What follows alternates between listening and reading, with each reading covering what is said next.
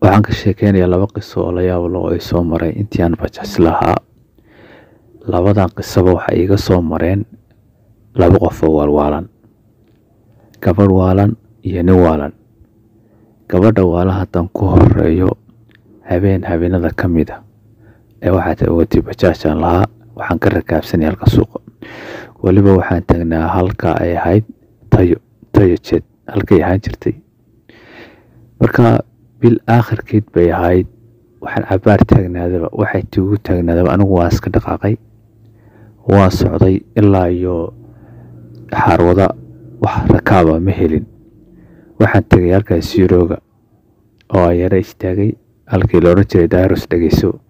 Markii dambana balli muraad loo bixiyay, waxba waan ka waayay, waan socday tuuli baa sidii ku gaaray iskuiska. Markaan marayay iskuiska loo jir la fuulo, waxbaan ma helin. Kii ay igu soo dhaceen waxba ma helin. Suuq dhaweeyay markaan waraayo wafeeyay ee aan dhaafay iskuiska wafeeyay aan dhaafay ee aan marayo wadada iskuiska afka xidhan halkii maqaaxida rida la oran jiray ee markii dambana laga furay macallin la oran jiray Dirir. Markii dambana doctorku loo bixiyay ayaa waxa istaajisay gabadh dhooban oo madow. Istaag bay ku tiri. Waan istaagay, waa i raacday. Kadibna markii aan marayo iskuiska suuq dhaweey aan marayo aan dhaafay waliba ayaa waxay tiri intay lug iyo gacan iyo madax kala degtay tiri waan duulaya.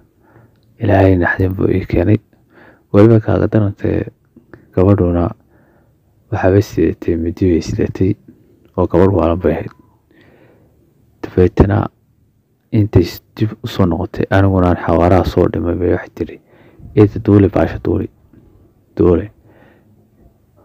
tugtuna sideedaba gabeedo wasaq jaamad.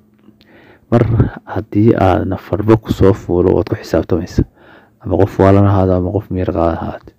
Qof kasta oo tiglaa waxa weeyaan shirinkaas oo wasaq jaan weeye.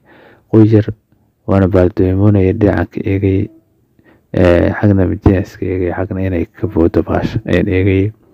Halka marka aan geeyay meesha la horjeeray Fatacas ay iga degtay ayaa dhalinyaro garanaysay igu soo leexatay igu yiraahdeen ma habartii waalid baa wadaa. Marka waxyaabihii aan nimka xasuusta ka mid ah. Sheeko kale tii hadaba igu la yaabka badnaa waxa weeye inaan dhalinyaro daadaasoo dhinaca soo timan jireysana ayaa wuxuu igu yiri waxaan rabaa gabadh aan qabo ayaa foolanaysa. Waxaan doonayaa in iga soo qaato wadada qasabka biriishka afkiisa xogaa la soconayo la gaari maayo iskuulka qasabka. Wuu raacay markaan biriishkii qasabka saa u dhaafnay ayuu moolka wadaday. Markaasuu yiri saaxiib halka ay joojiyay iska tagraale oo gabadhii waa dhashay. Waayahay 20,000 oo geerana way guleeshii. Waan cadhooday tana waan iska daayay. Haddana maalin kale halka afkooyana maraya ayuu joojiyay. Markaasuu yiri xaafadda dad soo qaadaysaa ina mari 20,000 ma ku siinaya haddana igu yiri. Sidii ninka waan garanaya haddana marka la qaaday marka aan marayo intana biriishka qasabka haddana gaarin ayuu halka joog saaxiib ti kale heleene.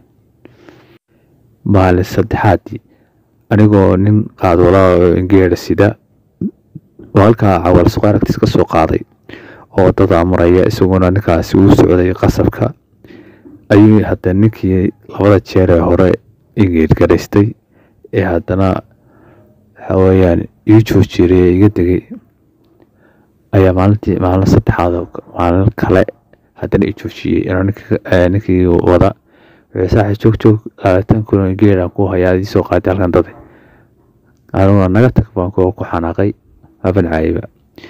Dadka ninka ma garanaysa masaan kulmay kaas waa ninka waa waaleeyahay oo dhalinyarada bilowda ku waalatay. Sheekooyinkii waalida ee soo maray qayb ka mid ah ayay kuwaasi haayeen intii aan ee bajaajta lahaa. kuwaas iyo kuwa ka badanna way soo mareen. muuqaaladan muuqaalo xiga intaan ku kulmi doono waxaa leeyahay nabadgelyo.